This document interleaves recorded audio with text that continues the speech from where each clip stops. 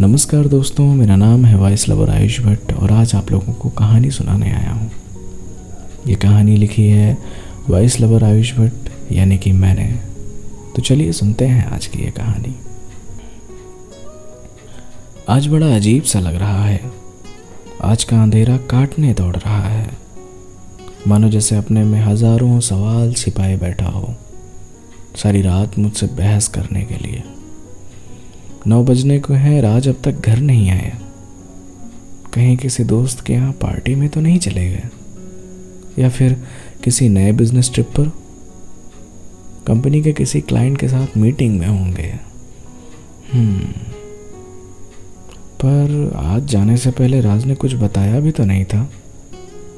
खैर, वैसे भी अब वो मुझे कुछ भी कहाँ बताते हैं। पर आज तो उन्हें जल्दी घर आ जाना चाहिए था। भला आज का दिन वो कैसे भूल सकते हैं। आज हमारी 4थी सालगिरह है। आज 4 साल पूरे हो गए हमारी शादी को और 5 साल हमारे प्यार को। वो दिन जब हमने पहली बार एक दूसरे को देखा था। पिछले कई हफ्तों से घर में सुन तो रही थी कि कोई रिश्ता देखा जा रहा है मेरे लिए। लड़का बड़ा अच्छा है, बैंक में जॉब करता है, अच्छे घर का है।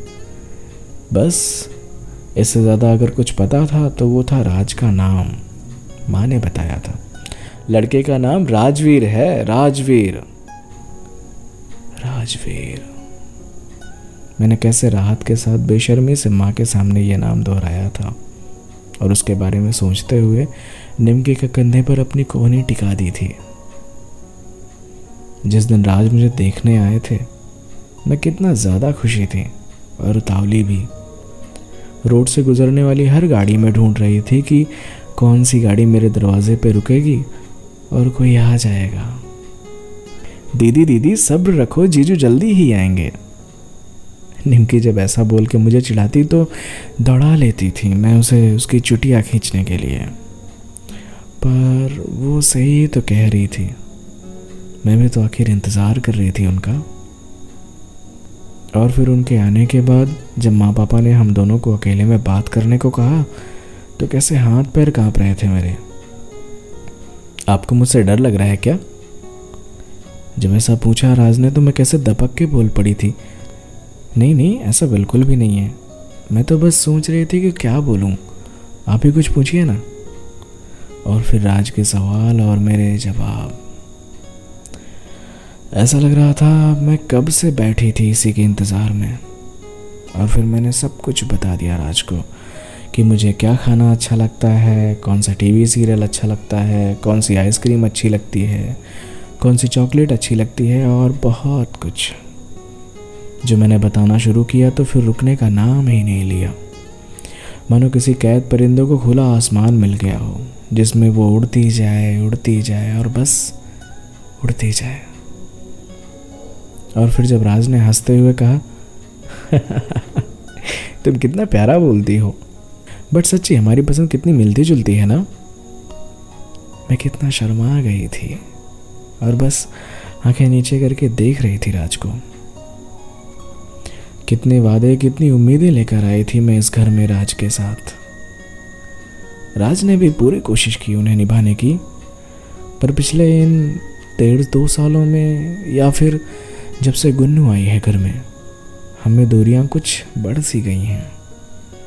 अब हम कभी साथ बैठ के गज़लें नहीं सुना करते, मीठी मीठी बातें नहीं किया करते, शायरियाँ नहीं सुना करते, कहानियाँ नहीं सुना करते, कुछ लिखा नहीं करते। कितना कुछ बदल गया है ना।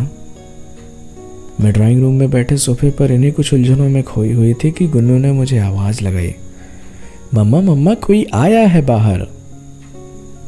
लगता है राज आ गए। मैं हल्का सा बुदबुदाई और गेट की तरफ चल पड़ी। गेट खुला तो देखा राज थे। बिना मुझसे कुछ बोले राज अपनी बैग लेकर अंदर गए और सोफे पे बैग रखकर गुन्नू को गोद में उठा लिया। अले ले, मेरी लाडो बिटिया अभी सोई नहीं?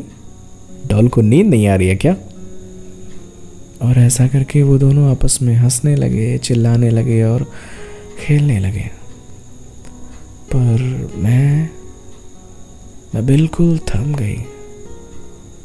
शोर शराबे के बीच में बिल्कुल अकेली पड़ गई। क्या वाकई राज को कुछ भी याद नहीं? आज का दिन क्या वो सच में भूल गए? मैंने आज सारा खाना राज की पसंद का बनाया था। पनीर की सब्जी, पूड़ी और वो दाल वाली कचौड़ी और मूंग का हलवा भी, जो राज को बहुत पसंद है।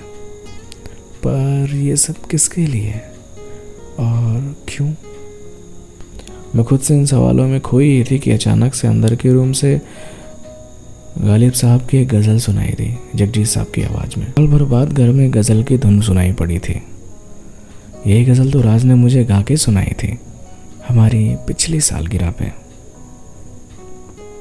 मैंने रूम में जाकर देखा तो राज और गुन्नू टेबल पे केक में कैंडल लगा रहे थे। अरे ये क्या, राज को याद है आज का दिन? राज ने मुझे देखते ही झट से आके मुझे बाहों में उठा लिया और बोले, happy marriage anniversary Radhika darling. और मेरे माथे पे किस करते हुए मुझे सोफे पे बिठा दिया और अपनी बैग से एक गिफ्ट का पैकेट निकालकर मुझे देते हुए बोले, सरप्राइज। मैं वाकई सरप्राइज थी। ये सब क्या और कैसे?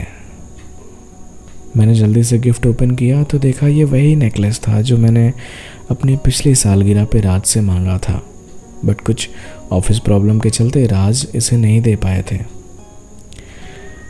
राज, आई एम सो सॉरी। न जाने क्यों इतना बोलते ही मेरा गला भर आया और मैं रो पड़ी। राज ने मुझे गले लगाकर चुप कराते हुए कहा, अरे पागल, रो क्यों रही हो? इस बार गज़ल नहीं सुनाऊंगा, अभी से क्यों रोने लगी? और फिर हम दोनों हंसने लगे। बस इतनी सी थी ये कहानी।